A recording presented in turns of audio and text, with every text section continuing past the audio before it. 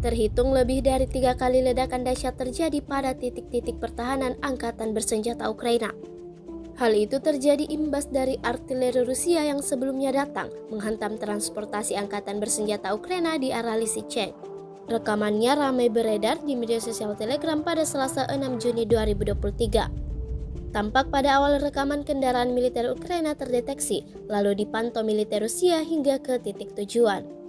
Tanpa berlama-lama, militer Rusia langsung menyerang target dan beberapa titik penting Ukraina yang menjadi target penghancuran artileri pasukan Rusia, seperti yang terlihat dalam rekaman. Hingga video ini beredar, beragam komentar dituliskan warganet.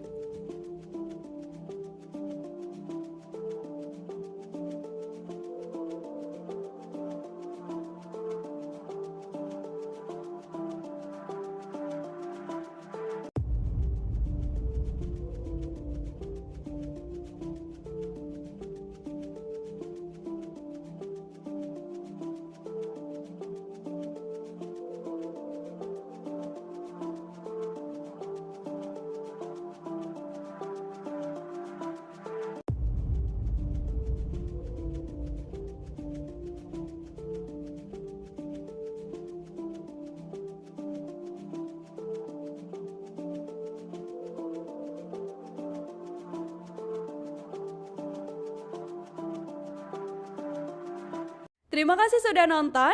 Jangan lupa like, subscribe, dan share ya.